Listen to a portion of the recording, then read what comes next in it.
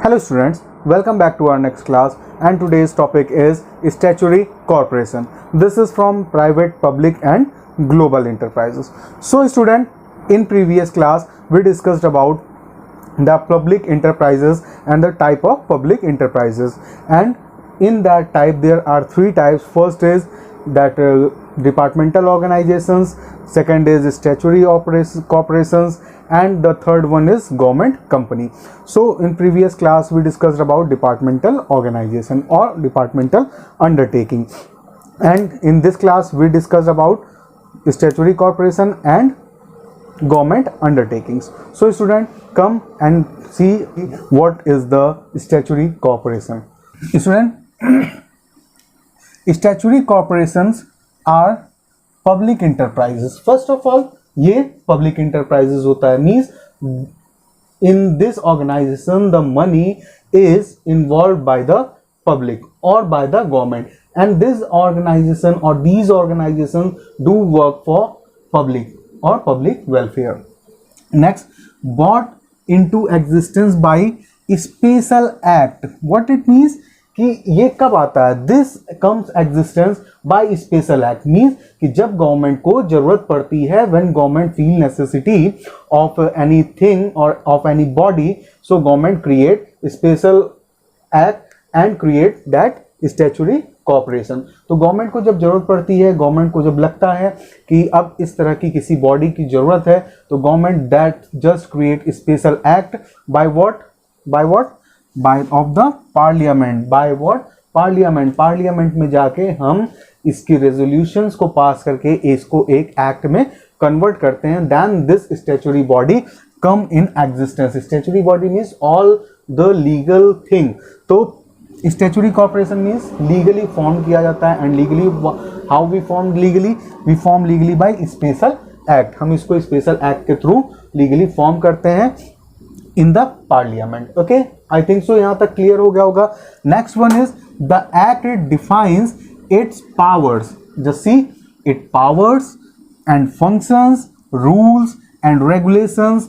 Means कि ये जो एक्ट है, this what which act? This special act which governs और which forms the statutory corporation. वो एक्ट जो स्टैट्यूटरी कॉर्पोरेशन को फॉर्म करता है या जिसकी वजह से स्टैट्यूटरी कॉर्पोरेशन या फिर स्पेशल एक्ट को फॉर्म किया जाता है, दैट एक्ट डिफाइंस पावर. क्या डिफाइन करता है?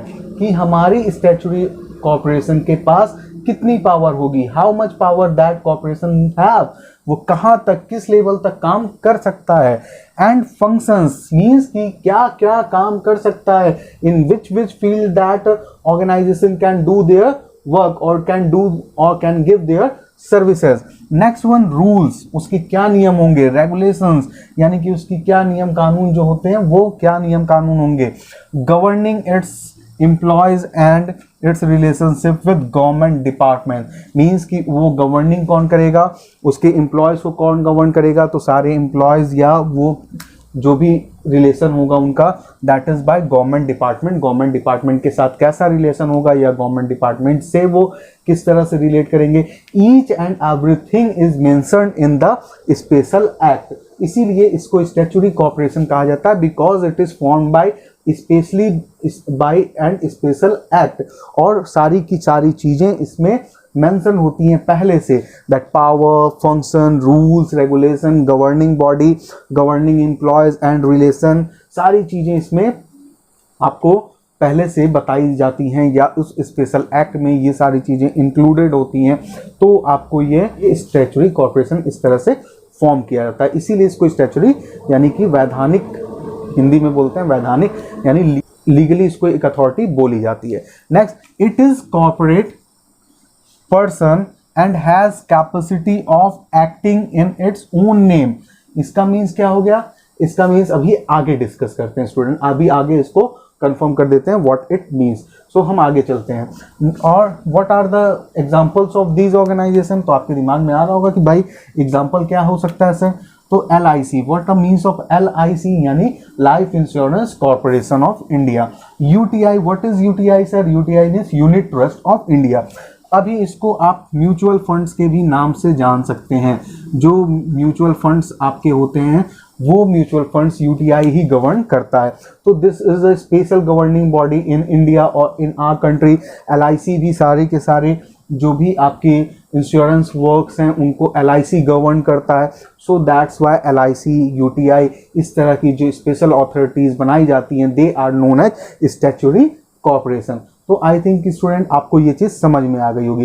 Let's come to the point that are what are the merits, what are the features and what are the demerits of the statutory corporation. Have a look by one. First one is it is established features. First one is features and feature में it is established under special act which defines its objects. तो student अभी इसके बारे में हम लोगों ने बात किया, its existence bye special act. ये एक स्पेशल एक्ट के थ्रू इसको पास किया जाता है, ये इसका सबसे बड़ा फीचर होता है और इसी एक्ट के थ्रू इसमें डिफाइन होता है what are the objects of this organisation. इस ऑर्गेनाइजेशन का क्या ऑब्जेक्ट है। तो आई थिंक सो कि ये क्लियर हो गया होगा। Next one is it has separate legal entity.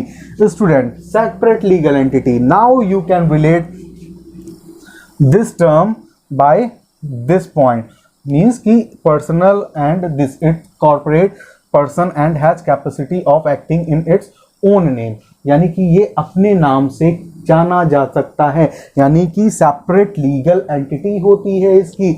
आपको जॉइंट स्टॉक कंपनी में मैंने डिफाइन किया है, in the joint stock company we have the separate legal entity, in cooperative society we have the separate legal entity. It means the owner of the organisation and the organisation is separately defined. तो ये separately defined होते हैं, यानी अलग अलग से जाने जाते हैं। तो this is the it has separate legal entity, this is the line. मैंने बोला था ना कि आपको अभी आगे ये पता चलेगा या आगे रिलेट कर पाएंगे। तो आई थिंक सो कि स्टूडेंट आपको पता चल गया होगा कि it has a separate legal entity, यानी कि ये अपने नाम से, खुद के नाम से ये ऑर्गेनाइजेशन को हम एग्जामिन और इसके खुद के नाम से हम इसको जान सकते हैं, लाइक एलआईसी और UTI. Next one is its management is vested in board of directors by government or by selected by the government, यानी कि this is an organization, this is a corporate body। यहाँ पे है ना, this is a corporate person or corporate body।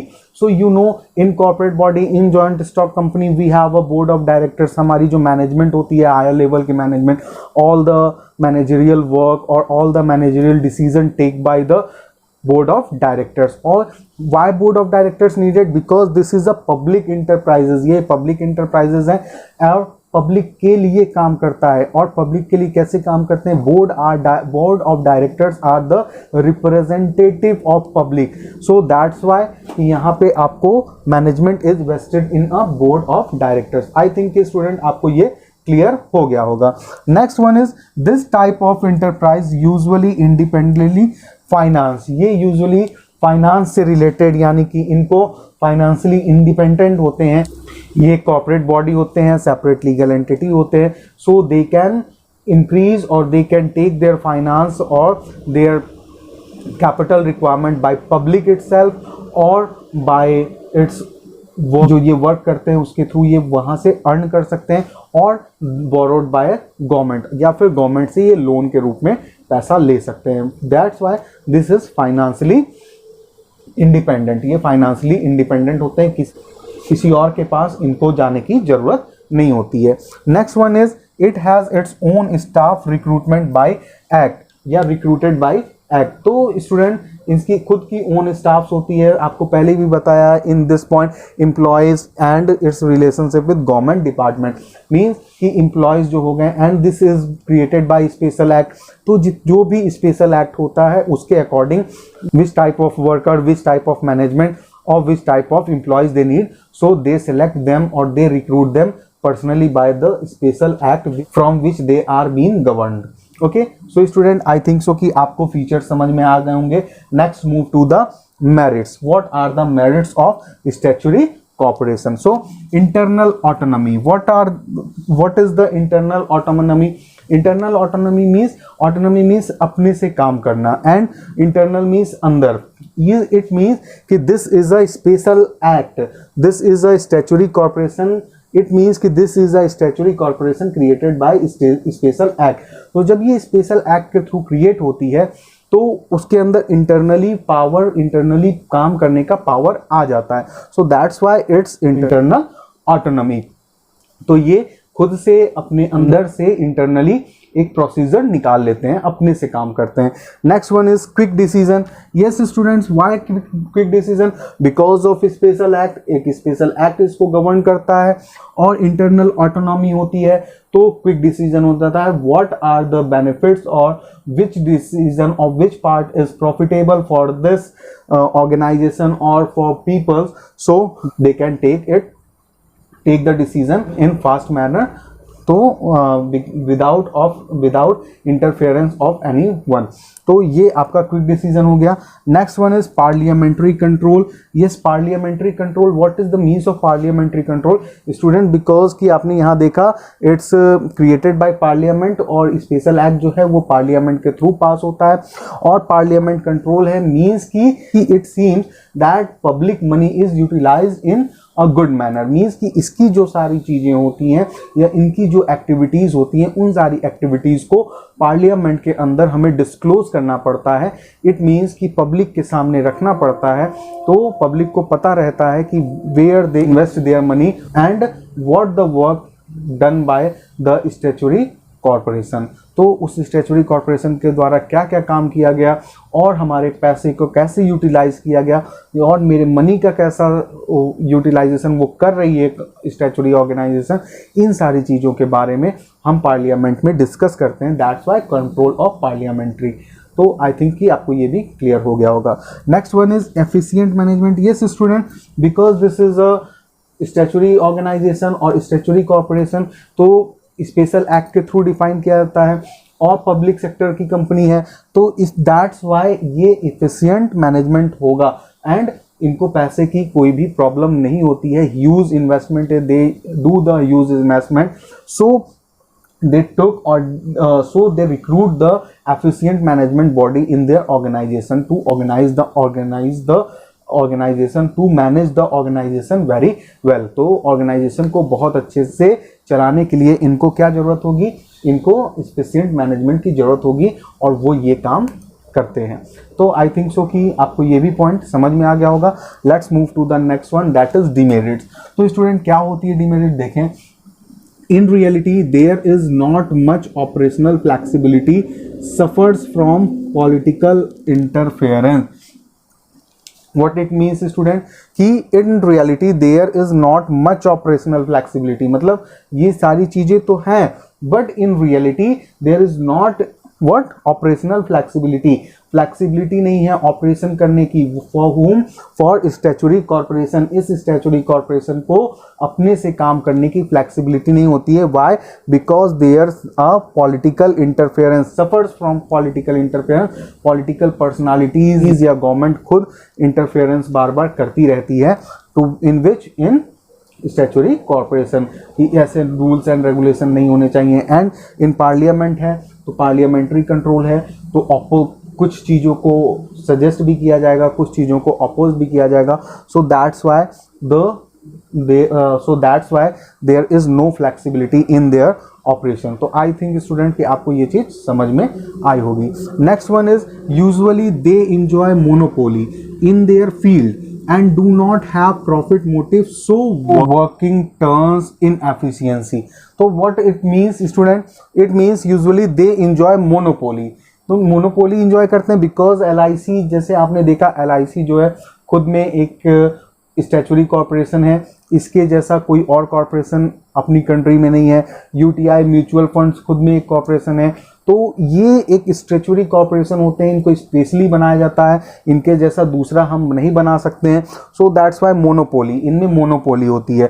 And do not have profit motive, so working turns in efficiency means कि इनका these are the public enterprises, government इनको handle करती है, government इनको ऑपरेट करती है। तो इनको जब गवर्नमेंट ऑपरेट करती है या फिर they are operated by the public, तो उनका मोटिव प्रॉफिट मोटिव नहीं होता है। Their motive is for public welfare और पब्लिक वर्किंग्स, पब्लिक के लिए काम करना होता है, उनको कैसे अच्छा किया जाए इस पे ये फोकस ज़्यादा करते हैं।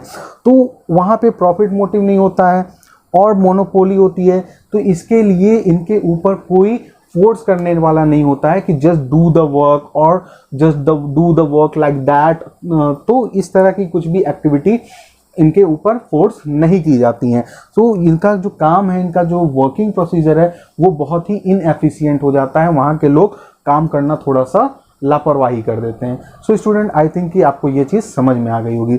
Next one is where there is dealing with public rampant corruption exist, means कि जब यहाँ पे पब्लिक डीलिंग होती है, when public goes to this offices और द कॉर्पोरेशन टू विजिट और टू फॉर एनीथिंग, तो वहाँ पे जब पब्लिक डीलिंग की बात आती है तो वहाँ पे रैम्पेंट करप्शन मिलता है। What is the means of rampant corruption? Rampant corruption means कि बहुत, हिंदी में बोलेंगे तो बहुत भयंकर भ्रष्टाचार होता है, तो बहुत बड़े लेवल पे यहाँ पे करप्शन होता है, बिकॉज कि ये एक स्पेशल एक्ट है। इसके जो रूल्स एंड रेगुलेशंस हैं स्टूडेंट, पहले आपको डिस्कस किया गया, रूल्स एंड रेगुलेशंस जो हैं वो पूरी तरीके से हर किसी को नहीं पता होते हैं। तो जब rules and regulations are not known by anyone in effective manner, तो वहां पे जो इस ऑर्गेनाइजेशन और जो इस कॉर्पोरेशन के हायर अथॉरिटीज या that employee who is working in this organisation, वो जो बोलेंगे तो वही पीपल्स को मानना पड़ेगा। तो that's why here corruption exist, और वो एग्जिस्टेंस होती है बहुत ही रैम्पेंट वे में, मींस कि बहुत ही बड़े लेवल पे। सो स्टूडेंट, आई थिंक आपको स्टैट्यूटरी कॉर्पोरेशन, उसकी मेरिट्स, उसकी डीमेरिट्स एंड फीचर्स समझ में आएंगे। Let's move to the next one, that is government company. So student, here is your next point, that is government company. Student, government company जो होती है उसके बारे में आपने पढ़ा है, it means the joint stock company के बारे में आपने पढ़ा है। So all features are of the joint stock company. जैसे जॉइंट स्टॉक कंपनी के जो फीचर्स होते थे, they are also in government company. बस there is the difference between joint stock company and government companies. Joint stock company is in two types, that is private company and public sector company. means कि एक private company होती थी, they are the private owners, और एक public company होती थी, the public owner. and in government company there is a owner of that firm or that company is the government separately. so student, let's come and check them. तो हमने पढ़ा a government company is a company in which not less than 51% of the paid up share capital is held by the central government or state government or jointly by both. means कि students, ये जो government company है ये भी आपकी regulate होती है companies act के थ्रू, इंडियन कंपनीज एक्ट के थ्रू, जो कि फॉर्मरली 1956 था एंड नाउ अडेज दैट इज 2013. और क्या लिखा हुआ है? और government company is a company in which not less than 51% share, means कि 51% ऑफ शेयर मीन्स जो पेड अप कैपिटल है, पेड अप शेयर कैपिटल है, दैट द 51% यानी कि आधे से ज़्यादा वो जो है गवर्नमेंट कंपनी का होना चाहिए। मीन्स कि गवर्नमेंट का होना चाहिए, तभी तो that is a government company. क्योंकि गवर्नमेंट के पास जब हाफ से ज़्यादा राइट्स रहेंगे तो देन ओनली द फर्म और that organisation is known as government company. तो ये गवर्नमेंट कंपनी हो गई, द सेंट्रल गवर्नमेंट और स्टेट गवर्नमेंट और जॉइंटली बाय बोथ, मीन्स कि या तो सेंट्रल गवर्नमेंट का या तो स्टेट गवर्नमेंट का या तो दोनों का मिला हुआ इसमें शेयर हो। तो दोनों गवर्नमेंट का मिला हुआ जब शेयर होता है या फिर पार्शली अलग अलग गवर्नमेंट का शेयर होता है 51% से ज़्यादा, तो that company is known as government company. I think student कि आपको गवर्नमेंट कंपनी समझ में आ गई होगी। And example is here Hindustan Insecticides Limited, Hindustan Cables Limited, और भी बहुत सारे हैं, तो भेल है, सेल है, ये सारी जो कंपनीज हैं ये आपकी गवर्नमेंट सेक्टर की कंपनीज हैं। आइए अब हम जानते हैं features. Let's come to move to the features, merits and demerits of the government sector companies. So student, here is features. It is registered और इनकॉर्पोरेटेड अंडर कंपनीज एक्ट।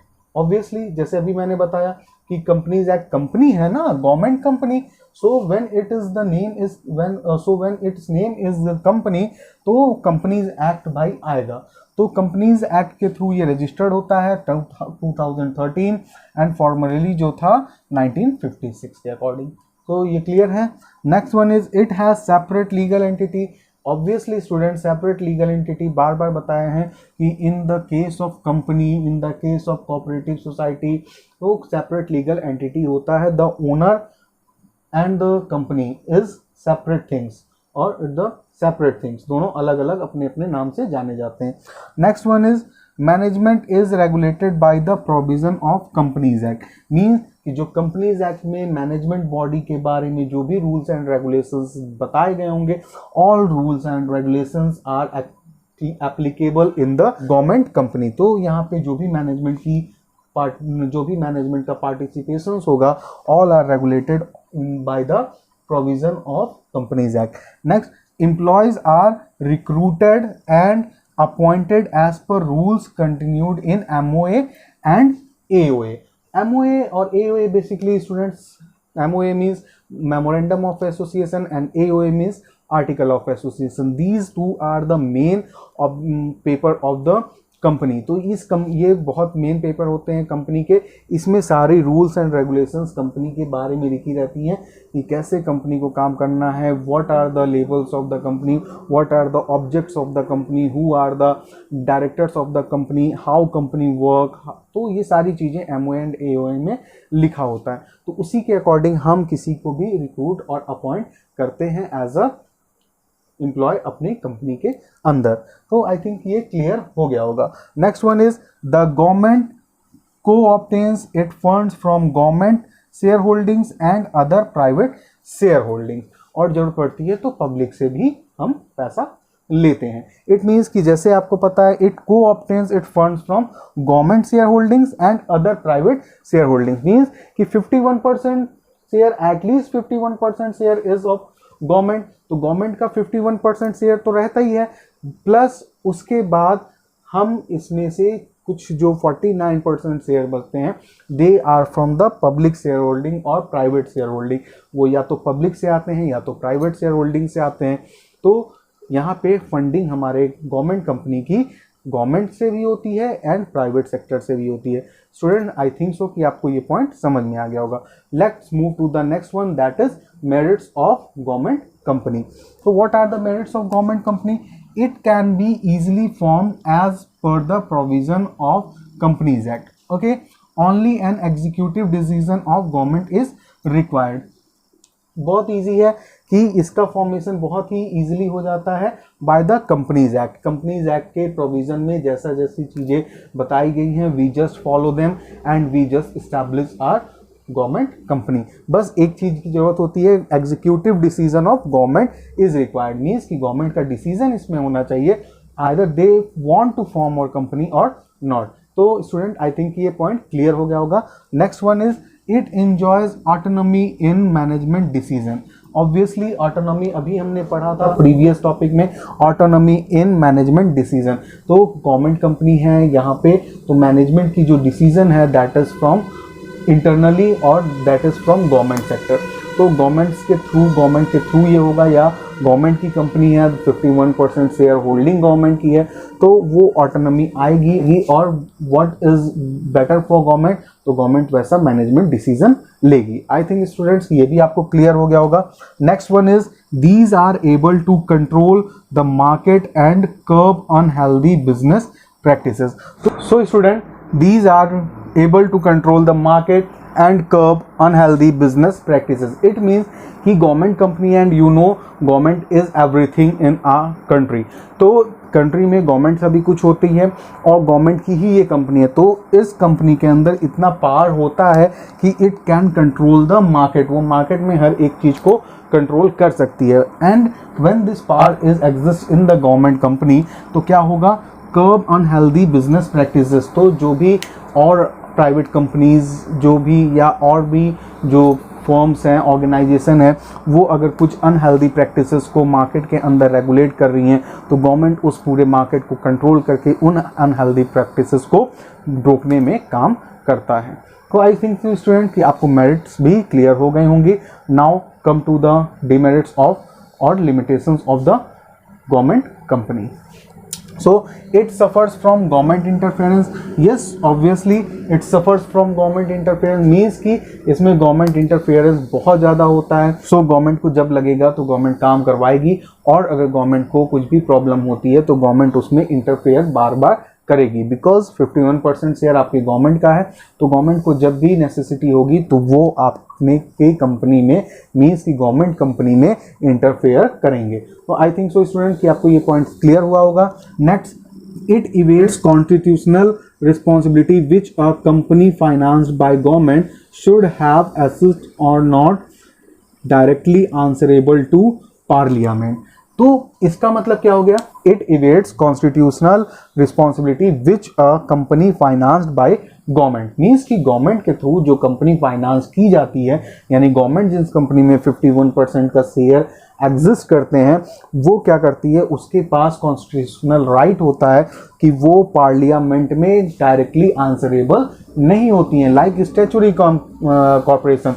तो statutory corporation में हम पार्लियामेंट में directly liable थे, चीज़ों को answerable थे answer करने के लिए, because funding is from public, comes from public. तो फंडिंग जो पब्लिक के पास से आएगी तो हम पब्लिक के लिए आंसरेबल है, and that is made by special act. तो स्पेशल एक्ट के थ्रू भी बनाया जाता है, that's why that is answerable by a parliament और आंसरेबल फॉर अ पार्लियामेंट। और हम यहाँ पे डायरेक्टली चीज़ों को, और हम यहाँ पे डायरेक्टली जो भी गवर्नमेंट कंपनी की एक्टिविटी होती हैं उसको डायरेक्टली पार्लियामेंट में नहीं डिस्क्लोज कर सकते हैं या नहीं आंसरेबल होती हैं। तो स्टूडेंट आई थिंक कि आपको ये पॉइंट भी समझ में आ गया होगा।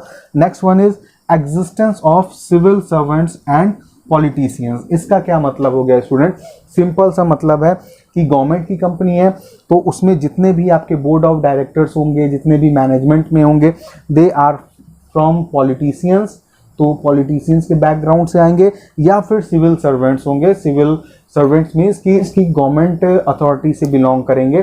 और ये क्यों हमारे लिमिटेशंस में? बिकॉज कि ये जब सिविल सर्वेंट से होंगे या पॉलिटिशियंस से आएंगे तो they do the work for their bosses.